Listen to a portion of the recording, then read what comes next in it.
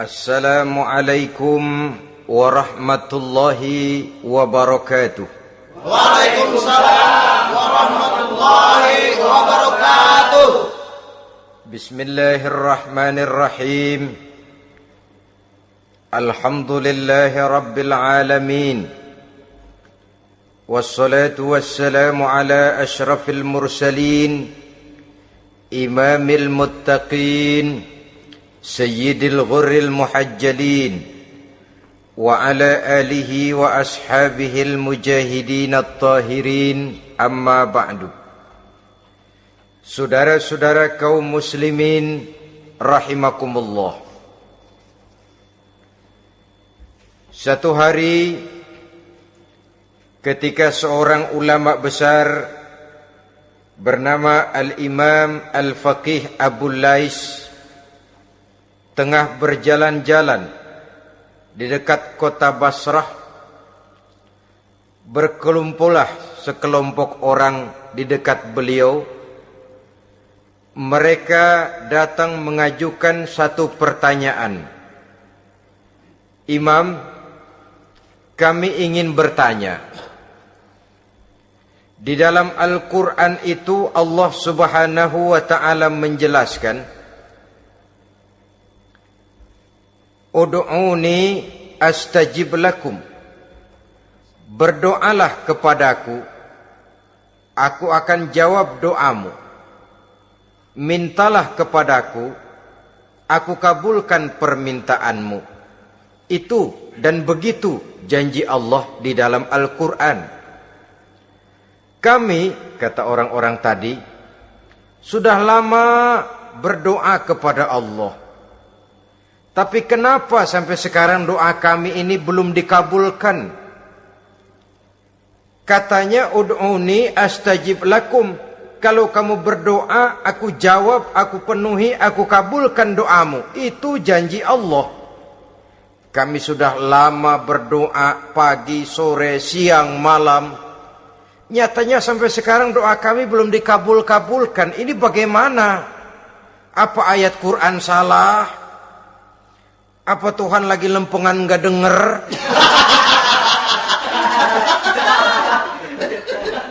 Apa doa kami yang terbalik?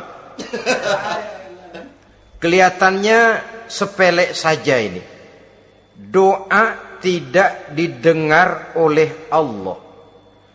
Permohonan tidak dijawab, tidak dikabulkan oleh Allah. Tapi sebenarnya kalau kita mau merenung, kemalangan apa yang paling besar dalam kehidupan ini? Selain daripada kalau permohonan dan doa kita sudah tidak dihiraukan oleh Allah. Artinya hidup sudah tidak diopeni oleh Allah. Jangankan Allah, saudara-saudara, kita nggak diopeni sama mertua saja bingung. Ini mertua diem aja, kalau saya salah apa salahnya, kalau ada yang dikepengenin apa kepengenannya, boyak ngomong kenapa diem begitu. Ini tidak diopeni oleh Allah. Kemalangan apa yang lebih malang selain daripada kalau doa sudah tidak didengar oleh Allah. Itu sudah kemalangan yang paling malang, lebih malang dari kota Malang saya kira.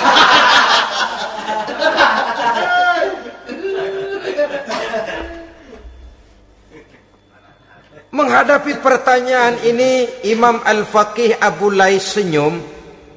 Lalu beliau berkata, tuan-tuan, tahu kenapa doa tuan-tuan tidak dijawab, permohonan tidak dikabulkan, Allah sudah tidak memperdulikan tuan-tuan ini? Kami tidak tahu, Imam, maka kami bertanya. Begini, hati tuan-tuan itu mati. Dari hati yang mati, channel tidak nyambung kepada Allah. Dari channel yang putus tidak ada getaran strom, bagaimana akan timbul gejala? Hatimu mati, jadi pantas kalau doa tidak dikabulkan, permohonan tidak dipenuhi, doa tidak terjawab, hatimu mati. Saudara-saudara kaum muslimin, dari hati yang mati ini, getaran tidak akan sampai ke hadratullah azza wa jalla. Nah, ini juga satu penyakit yang kita sangat khawatirkan, yaitu apabila hati kita sudah mati selagi jasad masih hidup. Artinya, jadilah kita bangkai berjalan di hadapan Allah Subhanahu wa ta'ala.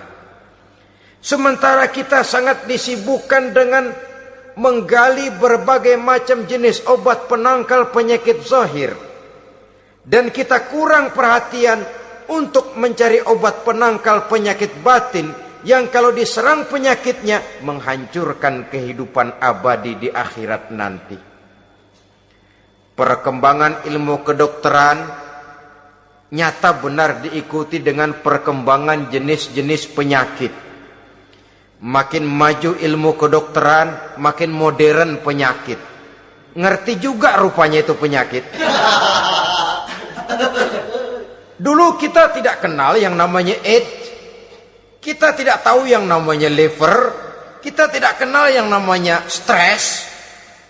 Paling yang banyak cika, masuk angin, dan sebagainya. Tapi baiklah, penyakit-penyakit batin yang menyebabkan hati menjadi mati, dan dari hati yang mati, doa tidak naik, tidak didengarkan oleh Allah Subhanahu wa ta'ala. Nah, kata orang-orang tadi, yang menyebabkan hati kami mati ini apa, Imam?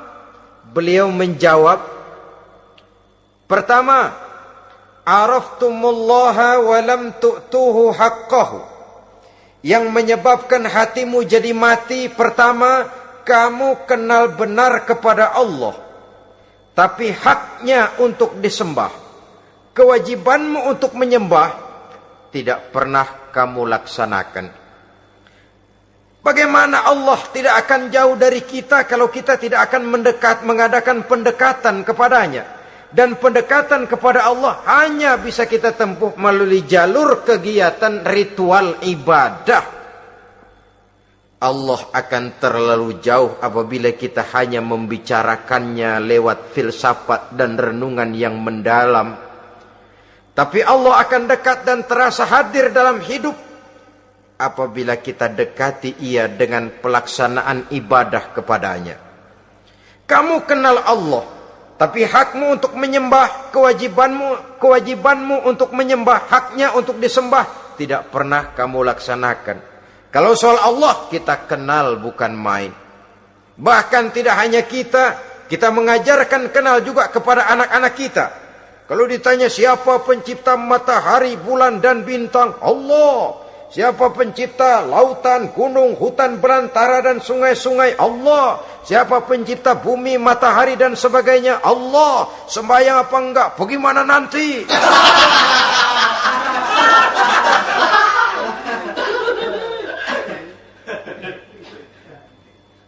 Tanpa pendekatan, Allah akan jauh. Apabila Allah jauh, maka doa tidak akan didengarkan olehnya. Oleh sebab itu, logika mengajarkan kepada kita, berpayahlah dulu, wa mal ladzatu illa ba'da ta'ab, inna ma'al usri yusra. Di balik kesulitan menunggu kemudahan.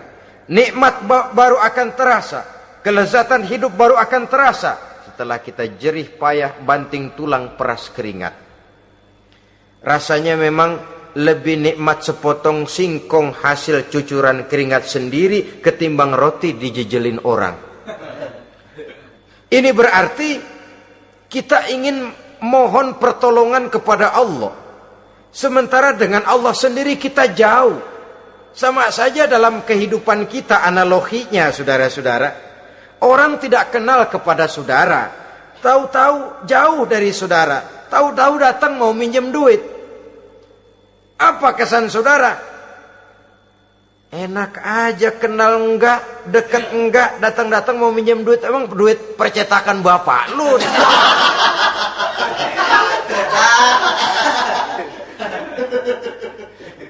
Sedangkan yang kita kenal, sedangkan yang kita bertemu tiap hari, Sedangkan yang sering datang ke tempat kita, kalau satu saat dia pinjam duit, toh kita kadang-kadang masih mikir. Apalagi datang nggak pernah, berkunjung nggak pernah, ngobrol nggak pernah. Apalagi kenal juga nggak pernah, datang-datang mau minta. Macam apa? Datang nemuin Tuhan setahun 2 kali. Idul Fitri doang sama Idul Adha. Doa cerewet banget. Apa aja diminta.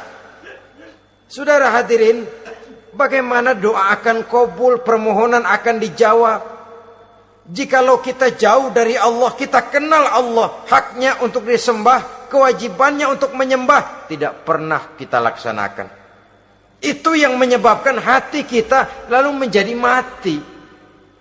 Padahal mengenal Allah, setelah mengenalnya, mengadakan pendekatan kepadanya melalui ritual ibadah yang dicontohkan oleh Rasulullah Sallallahu Alaihi Wasallam. Ini hal pertama yang menyebabkan hati jadi mati. Kamu terlalu kenal Allah, tapi tidak pernah menyembah kepadanya. Sama aja orang kerja kagak, habis bulan mau minta gaji. Karena kita jitak kepalanya. Macam apa? Kerja enggak, tahu-tahu datang mau minta gaji. Kerja dulu yang baik, habis bulan baru enggak diminta pun memang sudah ada jatahnya. Ibadah dulu kita kepada Allah. Soal Allah memberikan karunia kepada kita, itu hak Allah. Apabila kita dekat dengannya, ibadah yang kita laksanakan benar, karunia itu akan datang kepada kita. Saudara-saudara, yang kedua yang menyebabkan hati jadi mati, qara'tumul Qur'an walam ta'malu bih. Kamu baca Al-Qur'an tapi ajarannya tidak pernah kamu amalkan. Kamu baca Quran tapi isinya kamu injak-injak. Sehingga ada peringatan dari Rasul Sallallahu Alaihi Wasallam. Beliau bersabda, "Iza azzamat ummatid dunya wa fi riwayatin dinaron wa dirhaman nuzi'at minha haibatul Islam. Wa iza turikatil amru bil ma'rufi wan nahyu 'anil munkari hurimat 'alaihim barakatul wahyi. Wa iza tasabat ummati saqatat min 'ainillah." 3 peringatan keras, tapi yang merupakan gejala penyakit kita umat Islam diperingatkan oleh Nabi kita. Pertama, iza azzamat ummatid dunya. Apabila umatku telah terlalu mengagung-agungkan dunia, apabila umatku telah jatuh menjadi umat yang materialistis, segalanya diukur dari sudut keduniaan saja, nuzi'at minha haibatul Islam, maka akan dicabutlah dari mereka kehebatan agama Islam. Hilang kehebatan Islam apabila kita jatuh menjadi umat pengagung dunia, penyembah materi. Nilai kita, keberadaan kita tidak dihargai orang lain. Orang memandang kita remeh saja. Orang Islam gak ada apa-apanya, bayar aja. Bisa dibeli, bisa diatur, bisa dikerjain, garap saja. Nuzi'at minha haibatul Islam, hilang dari mereka kehebatan Islam ini. Kenapa? Mereka telah mengagungkan dunia dan menjadikannya sebagai tujuan. Padahal dunia cuma alat, materi cuma alat, harta cuma alat.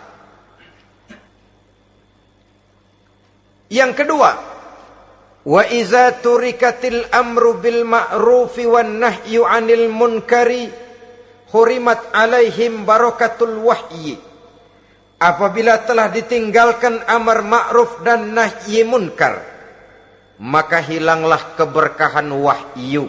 Ini yang ada hubungannya dengan masalah kita. Kita baca Quran, kita tidak amalkan isinya. Bagaimana hati tidak jadi mati? Amar ma'ruf dan nahi munkar ditinggalkan orang, hilang keberkahan wahyu. Pada saat itu boleh jadi Quran ada, tapi cuma tinggal tulisan saja. Islam ada, cuma tinggal sekedar nama saja.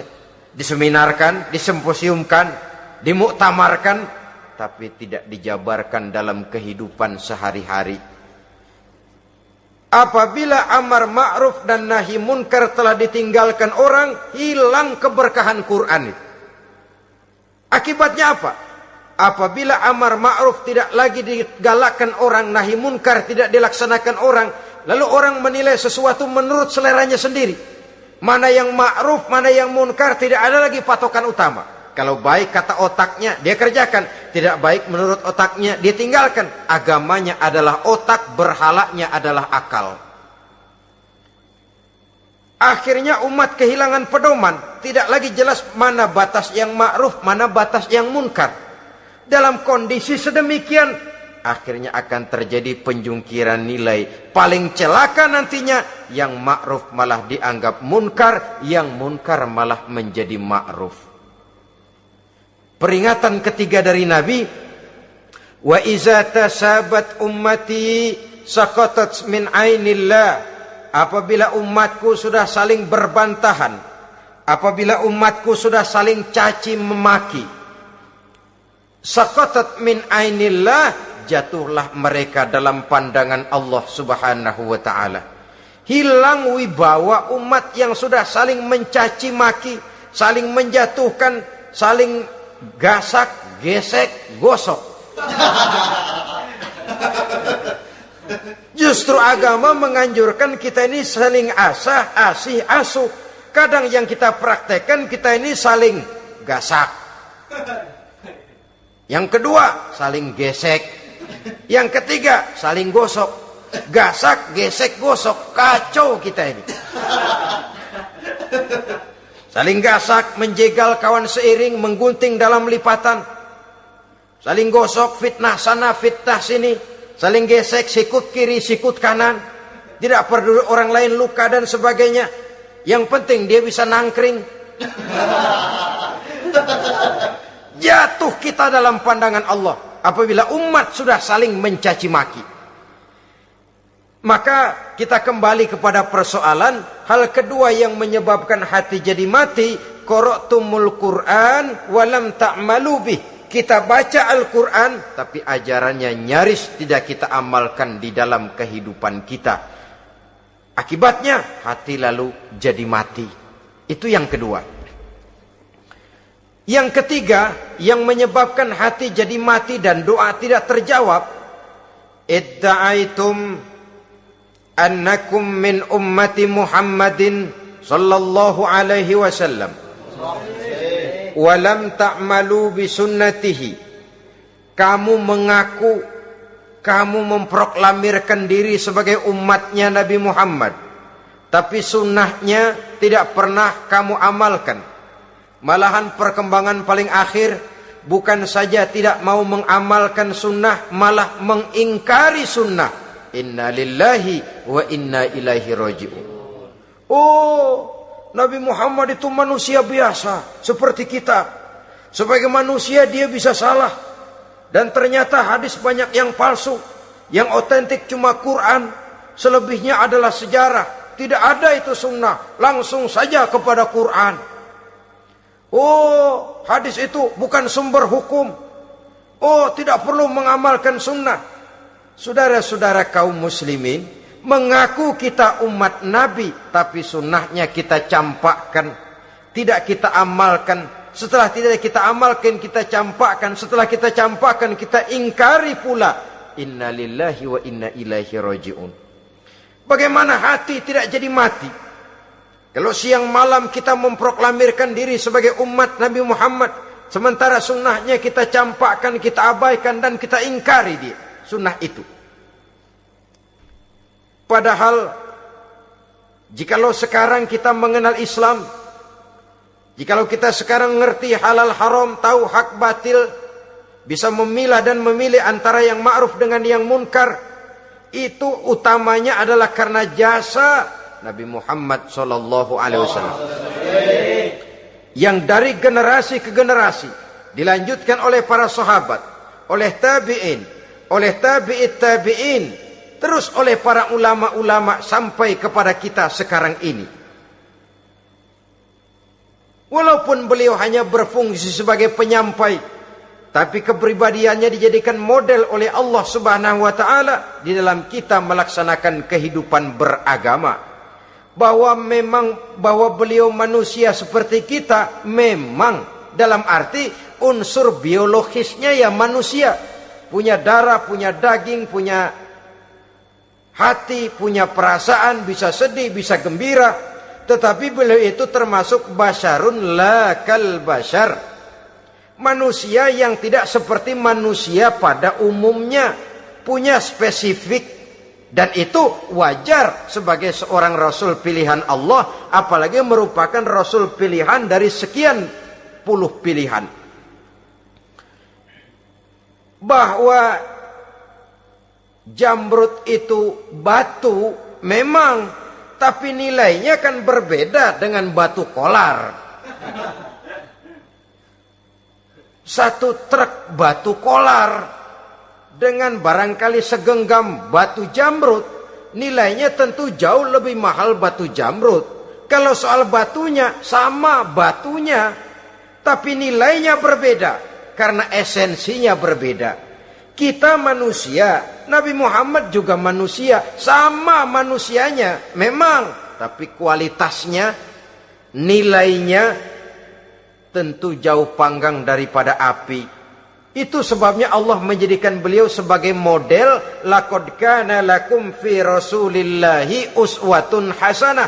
Di dalam diri Rasul itu terdapat contoh teladan yang sangat baik bagi kita. Oleh karenanya, pada pertemuan kali ini, apabila kita konsekuen mengaku umat Nabi Muhammad, marilah konsekuen juga menegakkan sunnahnya. 3. Yang keempat, yang menyebabkan hati jadi mati dan doa tidak terjawab, akaltum ni'mata rabbikum walam tashkurulah. Tiap hari kamu makan nikmat Tuhanmu, tapi kamu tidak pernah mau bersyukur kepadanya, kepada Allah Subhanahu wa ta'ala.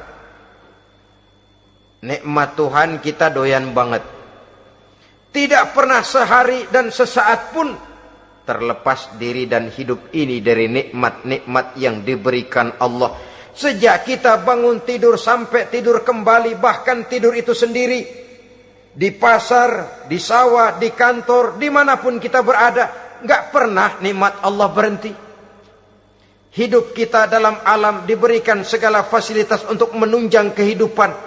Nggak pernah Allah pasang pajak matahari, nggak pernah Allah pasang pajak gas udara.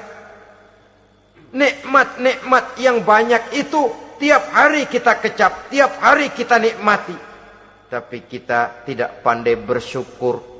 Padahal Allah memberikan peringatan keras dalam hadis qudsinya, man lam yashkur ala na'mai wa lam yasbir ala balai falyakhruj min tahti samai wal yatlub rabban siwaya. Siapa yang tidak mau bersyukur terhadap nikmat yang aku berikan kepadanya, dan tidak mau bersabar terhadap ujian yang aku berikan kepadanya, silahkan keluar saja dari kolong langit ini dan cari Tuhan selain aku. Diusir oleh Allah. Kalau orang tidak mau bersyukur terhadap nikmat yang aku berikan, dan tidak mau bersabar terhadap ujian yang aku timpakan, keluar dari kolong langitku, keluar, cari Tuhan selain aku. Diusir. Lah yang ngusir Allah. Anak sekarang bilang mau ke Menong.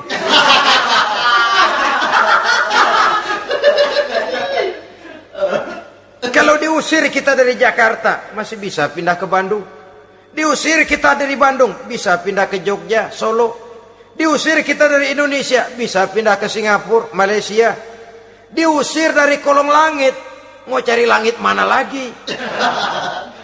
Kalau kau tidak mau mensyukuri nikmatku, tidak sabar terhadap ujian yang aku berikan kepadamu, keluar saja, keluar dari kolong langitku ini, cari Tuhan selain aku. Kalau istilah kita mah Tuhan udah jengkel banget udah itu. Nikmatku, yang nikmat yang aku berikan kau makan, tapi kepadaku engkau tidak pernah mau bersyukur. Saudara-saudara kaum muslimin rahimakumullah, wajar.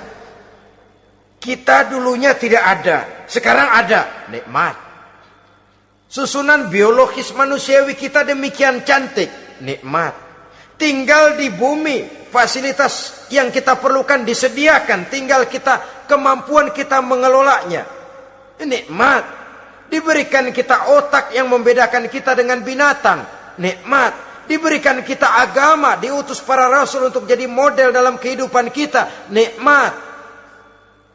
Kalau cara kita emang kurang apa sih?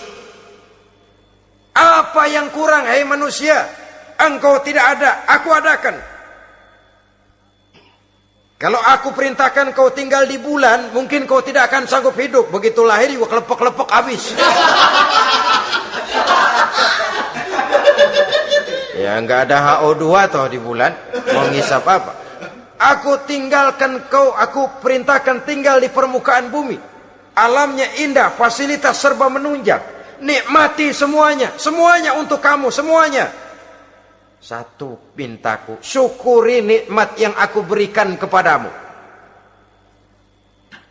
Ya bukan cuma syukur dalam ucapan, syukur dalam perbuatan. Banyak nikmat yang diterima, makin banyak dia sujud, makin banyak dia ruku, makin banyak dia mengadakan pendekatan kepada Allah. Syukur dalam artian berupa tindakan dan perbuatan, mempergunakan nikmat sesuai dengan kehendak yang memberikan nikmat itu sendiri kepada kita. Saudara-saudara kaum muslimin rahimakumullah, ini penyakit yang keempat. Kamu makan nikmat Tuhanmu, tapi kamu tidak pernah pandai bersyukur kepadanya, mensyukuri nikmat yang diberikan tadi. Bagaimana hati tidak jadi mati? Kita sibuk mempersolek jasmani, mencari obat penangkal penyakit zahir. Maka yang ramai di zaman sekarang, saudara lihat, salon, fitness, senam, macam-macam jenis. Tidak ada salahnya dan tidak ada jeleknya. Tapi kalau itu sampai melupakan kita kepada memperindah batin, memperbaiki jiwa, artinya bukankah kita perlahan tapi mempersiapkan diri menjadi bangkai berjalan di hadapan Allah. Dengan operasi plastik, yang pesek jadi mancung, yang sipit jadi belok, kulit keriput jadi kencang, pipi terlalu cekung bisa diatur. Saudara-saudara, tapi kalau hati yang rusak, jiwa yang rusak, kemana lagi kita akan berobat kalau bukan kepada agama? Maka hati itu jadi mati apabila kita selalu memakan nikmat Allah dan tidak pandai mensyukuri nikmat itu. Dari hati yang mati tidak akan ada getarannya. Oleh sebab itu doa tidak terjawab. Selanjutnya yang menyebabkan doa tak terjawab dari sebab matinya hati, qultum annal mauta haqqun wa lam tasta'iddu lahu. Kamu berkata, kamu yakin bahwa mati adalah sesuatu yang benar, tapi kamu tidak pernah punya persiapan untuk mati. Padahal menurut logika, orang yang akan bepergian jauh tentu dia harus mempunyai bekal yang cukup. Semakin jauh jarak perjalanan yang akan ditempuhnya, semakin banyak perbekalan yang harus dibawanya. Dahulu, seketika beberapa jamaah dari Yaman akan melaksanakan ibadah haji dengan nekat, mereka berprinsip, pokoknya kan berangkat haji jadi tamunya Allah, nanti Allah yang akan ngelayanin. Mereka nekat, modal badan doang berangkat. Diadukan kepada baginda Rasul, lalu turun peringatan dari Allah, wa tazawwadu fa inna khairaz zadi taqwa. Jangan begitu, bawa bekal. Sesungguhnya bekal yang paling baik adalah takwa. bahwa berangkat dengan bekal takwa itu bekal yang paling utama. Tapi bekal-bekal yang lain pun jangan diabaikan. Kalau kita akan berangkat untuk tujuan yang baik, bekal yang paling utama memang takwa. Tapi tidak berarti harus mengabaikan bekal-bekal yang lain. Begitulah, semakin jauh perjalanan yang akan kita tempuh, semakin banyak bekal yang harus kita hadapi. Kalau saudara mau pergi ke Surabaya, tidak membawa bekal kemudian berani berangkat, rasanya sih saya pikir itu bukan berani, nekat namanya. Sama saja orang belum pernah sembahyang mati. Nekat tuh orang, berani amat. Belum berbuat kebaikan barang sedikit pun sudah mati, nekat namanya itu. Sama saja tadi, nggak bawa bekal apa-apa berangkat ke Surabaya. Sampai Surabaya belum tentu, sengsara udah jelas. Belum punya bekal yang baik sudah mati. Sampai ke surga belum tentu, tapi kebelangsak dan sengsara rasa-rasanya pasti itu. Oleh karena itu, kalau kita yakin mati sesuatu yang benar, sesuatu yang pasti datang menimpa, maka hendaklah kita mempersiapkan bekal.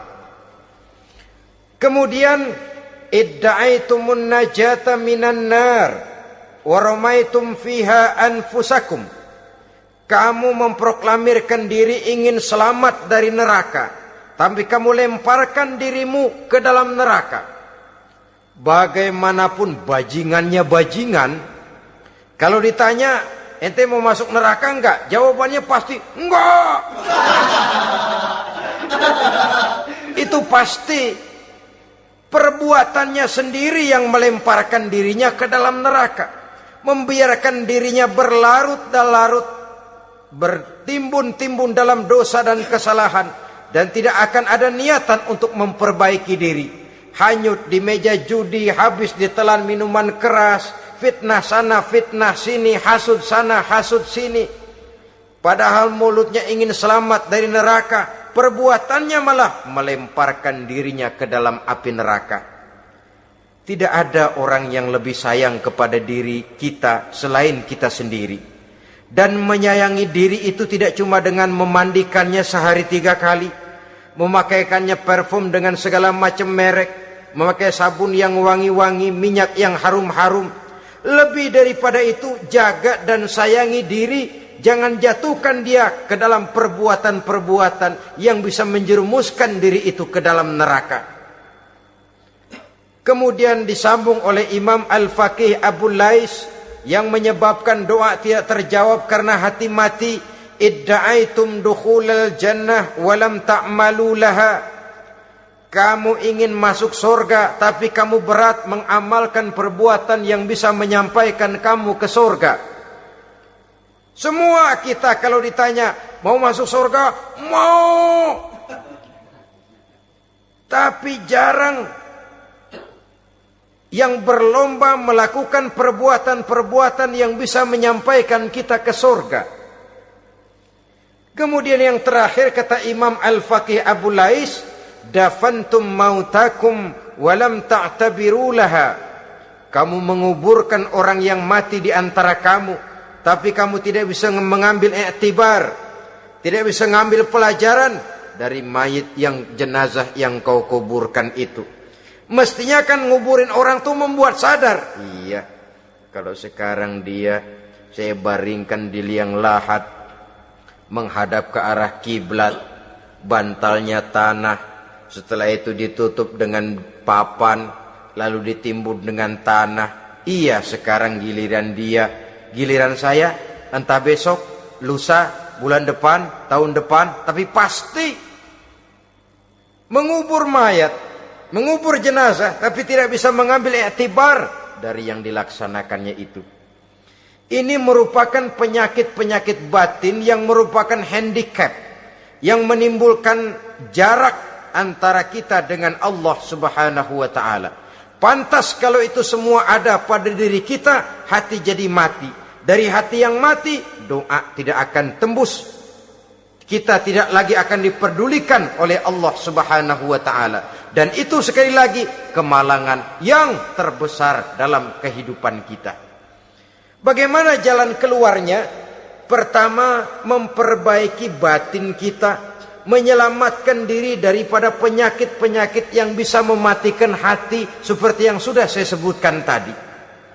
Yang kedua, berdoa dengan adab, sehingga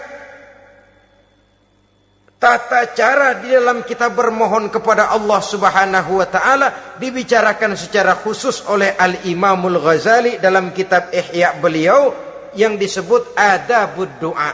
Adab di dalam kita melaksanakan doa kepada Allah Subhanahu wa taala.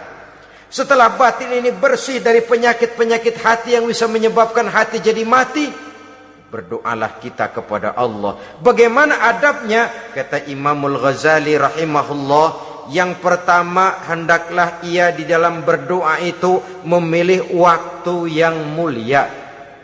Minal awqatis syarifah, kata beliau. Memilih waktu-waktu yang punya nilai mulia. Ramadan dalam 1 tahun, Jumat dalam tiap minggu, sepertiga malam yang akhir pada setiap hari. Waktu-waktu yang punya nilai mulia. Walaupun misalnya saudara berdoa pada hari Kamis, tidak ada halangannya Allah mau kabulkan. Ini tidak berarti bahwa kalau sudah berdoa hari Jumat lalu hari Kamis tidak mau berdoa, tidak. Lebih memilih mengintai waktu-waktu yang punya nilai mulia. Lailatul Qadar sekali dalam setahun. Waktu-waktu yang punya nilai mulia. Logikanya begini, saudara-saudara. Kalau kita datang ke rumah seseorang, tujuan utama kita minjem duit, yang paling pertama kita perhitungkan tanggal berapa nih? Kan itu toh, tanggal berapa? Kalau tanggal 20 atuh minjem duit, orang lagi ngap-ngapan, boro-boro dia bisa minjemin, dia sendiri mungkin lagi pusing. Kita lebih dulu kita amatin tanggal berapa nih? Yang enak sore apa siang? Jam 2. Jam 2 dia baru pulang dari kantor, tapi giliran tidur. Kalau dia tidur dibangunin datang mau minjem duit, kagak dimaki-maki juga kebagusan deh. Kan kita lihat waktunya, timingnya kata orang sekarang. Tanggal berapa, sore apa malam, apalagi gulem apa terang bulan. Itu semua sudah kita atur sedemikian rupa. Memilih waktu. Yang kedua kata Imamul Ghazali, memilih keadaan yang istimewa. Kalau tadi soal waktu, yang kedua soal keadaan. Ada situasi-situasi di mana doa itu diijabah oleh Allah Subhanahu wa taala. Di antaranya kata Imam Abi Hurairah, inda zahbis sufuf fi sabilillah, pada waktu mengatur barisan perang membela agama, di situ doa kabul. Inda nuzulil ghais, ketika turun gerimis, di situ doa makbul. Inda iqamis shalah, ketika salat mau didirikan, riwayat lain bainal azan wal iqamah, antara azan dan qomat, di situ doa makbul. Itu memilih keadaan-keadaan. Kemudian yang ketiga, kata beliau, berdoa menghadap kiblat. Ya, apa kalau doa madhab mudik Tuhan gak tahu? Tahu. Tuhan gak dengar? Dengar. Cuma lebih etis. Lebih etis kalau kita berdoa menghadap ke arah kiblat. Saudara-saudara kaum muslimin rahimakumullah. Yang keempat, hifdzus saut, menyederhanakan suara. Tidak terlalu keras, juga tidak terdengar orang lain, apalagi kalau doa kita diaminkan oleh orang lain. Tidak usah terlalu keras. Kenapa?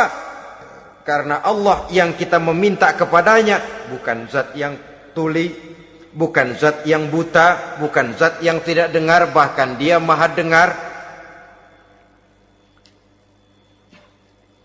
Juga tidak terlalu seperti orang berbisik-bisik, apalagi kalau doanya doa bersama-sama. Tapi kadang-kadang terdorong oleh husnuzon dari para makmum saja. Tidak peduli apa yang dibaca oleh imam, yang kedengaran cuma amin aja gerengan. Amin, amin, amin, amin, amin, amin.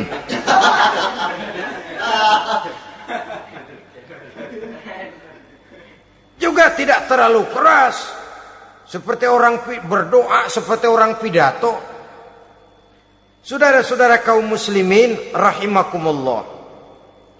Yang kelima, alla yatakallafa saja' fid du'a.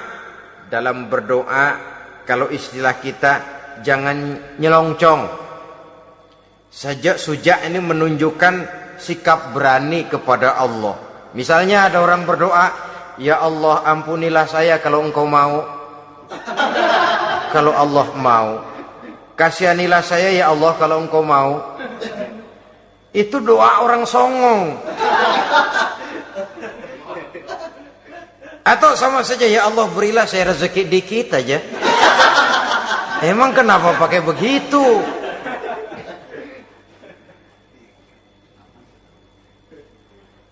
Allah yatakallafa saja fid du'a. Yang keenam kata Imamul Ghazali, at-tadarru' wal khusyu'. Dengan tadarru' dan khusyu', dengan sikap tawadu, benar-benar ya seperti kita lah kalau datang memang menghajatkan pertolongan dari seseorang, segala action kita atur supaya hajat kita itu kabul, kan begitu. Kadang-kadang istilah orang kalau perlu ngesor mah ngesor dah, yang penting permintaan dikabulkan, gitu saja.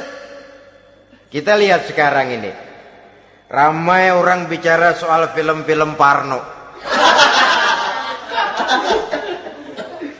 Kelihatannya pendatang-pendatang baru, pokoknya asal bisa main dah, bugil ya bugil dah. Yang penting nyohor, bisa tampil. Walaupun dalihnya semua sama, mula-mula cuma iseng. Adegan panas bagaimana? Kalau tuntutan skenario apa boleh buat? Apa boleh buat? Emang nggak bisa milih. Setelah film beredar baru saya juga jijik ngeliat, lah tadi kemana waktu bikin?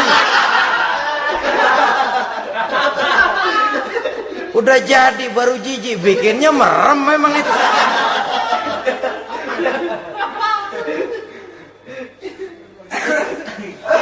Tapi ada satu analogi, asal bisa main, asal bisa tampil di layar, apa saja jadi taruhan sudah. Bugil ya bugil dah, nggak soal dah, pokoknya bisa main, tampil, nyohor, masuk koran. Udah seperti kata-kata orang Arab, bul ala zamzam fatu'raf. Kalau pengen terkenal kencingin sumur Zamzam. Artinya apa? Bikin yang aneh-aneh, yang orang nggak kerjain, ntar ngetop. Yang ngetop lempengan jeleknya. Sumur Zamzam dikencingin, kan nyohor itu. Sedunia orang kenal. Kenapa? Gila. Saudara-saudara kaum muslimin rahimakumullah, sangat kita sayangkan kalau lalu orang berlomba-lomba dengan cuma modal paha mulus, wajah cantik, dimauin apa saja mau, lalu bisa tampil. Akibatnya yang jadi korban adalah anak-anak kita. Disuguhi tontonan-tontonan yang meracuni jiwa mereka. Walaupun akibatnya barangkali ya lain, seperti band orkes dengan film memang akibatnya tidak langsung ya. Kalau band orkes akibatnya langsung, dia bisa berantem di tempat lokasi. Film orang nonton tahu dia di tempat itu, bukan di tempat itu dia praktek, pulang jadi pikiran dia. Tadi serem ya, ntar kalau udah kesempatan kita praktek. Ntar ngancemnya itu yang gak enak. Tapi yang saya analogkan dengan persoalan kita, tingkah pola artis apapun dilakukan asal bisa main. Nah itu tuh, asal dapat kesempatan acting. Dalihnya ya tuntutan skenario lah. iseng lah, macam-macam lah. Tapi yang jelas satu target, saya harus dapat kesempatan main. Untuk sampai ke situ, cara apa saja harus saya tempuh. Tidak peduli harus menginjak-injak norma dan budaya bangsa yang luhur. Tidak peduli harus bertentangan dengan kaidah agama. Tidak peduli hasilnya meracuni umat masyarakat, terutama generasi muda. Yang penting kan ngetop. Saudara-saudara, baiklah ya, itu soal lain. Tapi soal kita ialah at-tadarru wal khusyu'. Bermohon kepada Allah dengan tadarru, khusyuk dan tawadhu. Seperti kalau kita mau bermohon kepada seseorang, kita malah merendahkan diri. Pak, saya memang orang gak mampu, Pak. Utang saya udah selebar kampung, Pak. Anak udah 16 seperempat. Apa saja kita meratap, menghibah, mengeluh, merintih, ujungnya kan yang penting gue minjem duit dapat dah gitu. Apa kayak diomongin, pokoknya pulang bawa duit, itu saja. Itu strategi manusiawi. Kalau ini kita adakan konteks, oh iya, kepada Allah lebih lagi kita tadarru, khusyuk, tawadhu. Doa dengan tawadhu, sebab kita akan bermohon kepada yang serba maha. Menghadap ke arah kiblat, duduk bertafakur dengan khusyuk, tawadhu. Jangan doa sembari tolak pinggang.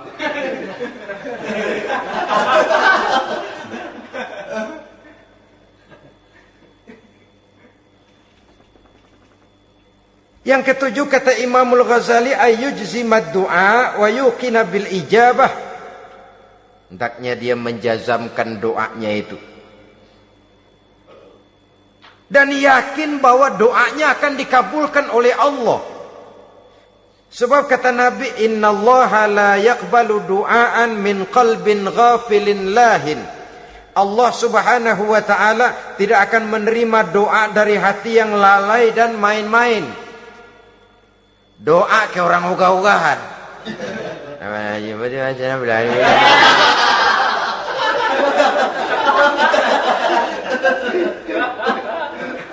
Kali malaikat nyongok dong, lu minta apa lu?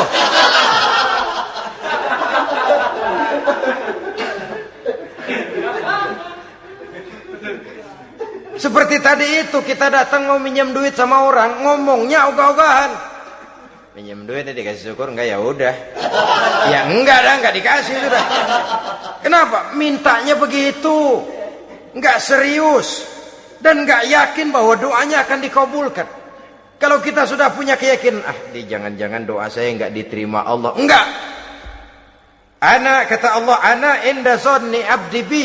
Aku sih bagaimana menurut sangka hambaku kepadaku saja. Kalau sangkanya baik, aku baik. Kalau sangkanya doanya dikabulkan, aku kabulkan. So itu doa harus dengan pasti dan harus dengan yakin doa itu akan dikabulkan dan meluruskan harapan, membenarkan cita-cita, meluruskan maksud apabila doa itu dikabulkan oleh Allah Subhanahu wa taala. Saudara-saudara, oleh karenanya jangan doa setengah hati. Jangan berdoa sambil main-main. Apalagi menghadap kiblat dengan dua tangan terangkat sebagaimana dicontohkan oleh Rasulullah sallallahu alaihi wasallam. Bahwa berdoa tanpa mengangkat kedua tangan pun Allah tahu, Allah dengar, tapi kelihatannya kurang serius. Seolah-olah terserah dah Tuhan, mau dikasih ya kasih, enggak ya udah. Seolah-olah kita tidak serius dalam berdoa. Kemudian yang berikutnya kata Imamul Ghazali, ayyaftataha du'a bi zikrillah fala yabda'u bi su'al. Hendaknya dia mulai berdoa itu dengan menyebut nama Allah, berzikir kepada Allah, fala yabda'u bi su'al, jangan langsung memulai dengan permintaan. Ini tata krama etisnya. Sama juga orang kirim surat, salam sejahtera kami haturkan, padahal mah nggak ada itu juga nggak apa-apa. Itu kan maksud mukaddimah saja. Besar harapan kami semoga Bapak dan sekeluarga di sini pun berada dalam keadaan sehat walafiat. Selanjutnya kami telah dengar dari berbagai teman tentang kedermawanan Bapak, tentang bantuan Bapak di berbagai bidang yang menyangkut sosial pendidikan. Sehubungan dengan itu maka kami bermaksud mengajukan permohonan. Baru masuk itu mah 15 kalimat kesonoin, urusan lain. Intinya sehubungan dengan itu kami bermaksud memohon kepada Bapak. Kita mulai. Salam sejahtera kami haturkan, bersama ini pula kami macam-macam lah. Sama juga seperti tadi itu.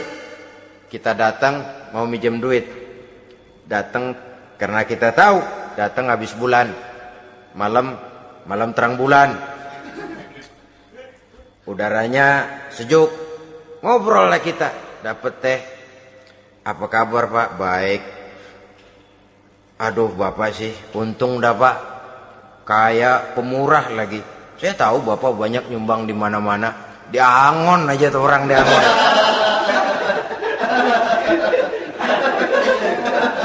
Kira-kira udah mau telap aja baru dikedat. Ngomong-ngomong Pak. Nah, mulai nih kalau udah ngomong dah tuh mulain. Baru masuk. Jadi etisnya berdoa itu dimulai dengan zikrullah.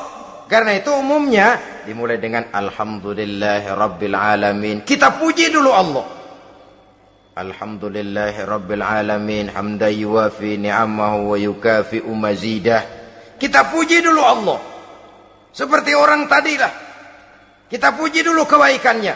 Walaupun pada akhirnya kita minjem duitnya.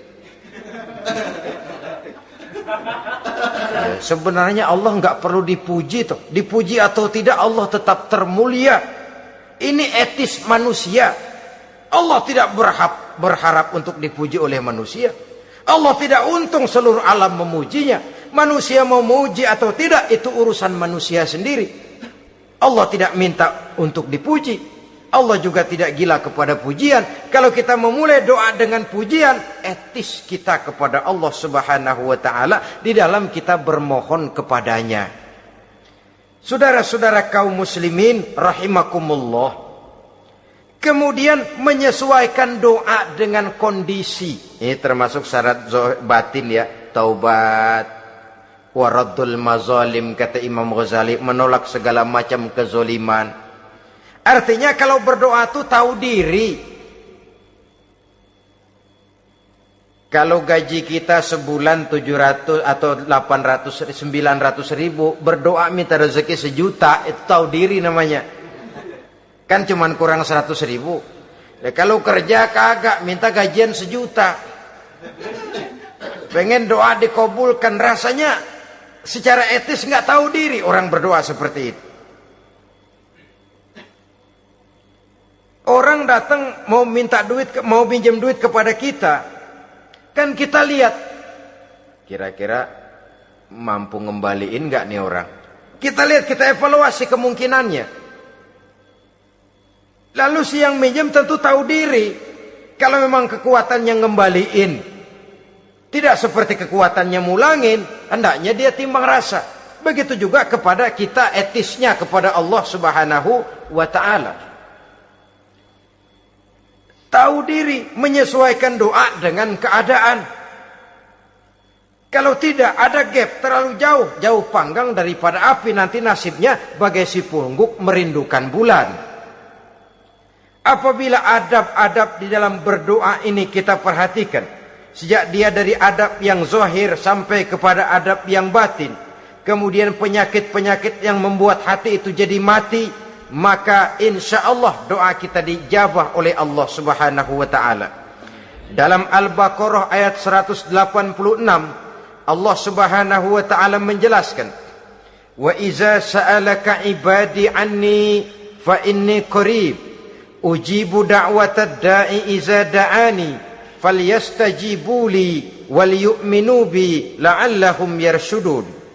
Apabila hambaku bertanya kepadamu Muhammad tentang aku, kata Allah, fa inni qarib, katakan kepadanya aku dekat sekali dengan mereka. Ujibu da'watad da'i iza da'ani, aku akan jawab aku kabulkan permohonan orang-orang yang berdoa kepadaku. Falyastajibuli wal yu'minu bi, maka hendaknya mereka juga menjawab panggilanku atas dasar iman kepadaku. La'allahum yarsyudun, semoga dengan ini mereka kelak mendapat petunjuk. Saudara-saudara, Al-Baqarah 186 ini dengan nyata menjelaskan kepada kita, Allah akan menjawab doa, mengabulkan permohonan apabila kita falyastajibuli wal yu'minu bi, juga menjawab panggilan Allah atas dasar beriman kepadanya. Logikanya tadi itu, araftumullaha wa lam tu'tuhu haqqahu. Kita tidak pernah mau menjawab panggilan Allah sementara kita berharap doa kita dijawab oleh Allah. Apa enggak pincang? Apa enggak berat sebelah? Panggilan Allah kita berat memenuhinya, sementara kita sangat berharap agar permohonan kita, seruan kita dikabulkan oleh Allah. Menjawab panggilan Allah atas dasar beriman kepadanya. Kenapa? Ada orang menjawab panggilan bukan berdasarkan iman, tapi karena target lain. Datang sembahyang Jumat paling dulu, target utamanya pulang juga paling dulu nyabet sendal, nyabet sepatu. Menjawabnya iya, tapi tidak karena iman. Jadi apabila kita rajin menjawab panggilan Allah atas dasar beriman kepadanya, maka seruan, permohonan, doa niscaya dikabulkan olehnya. Ini saja, mudah-mudahan ada manfaatnya. Terima kasih atas segala perhatian. Mohon maaf atas segala kekurangan. Usikum wa nafsi bitaqwallah. Wassalamualaikum warahmatullahi wabarakatuh. Waalaikumsalam warahmatullahi wabarakatuh.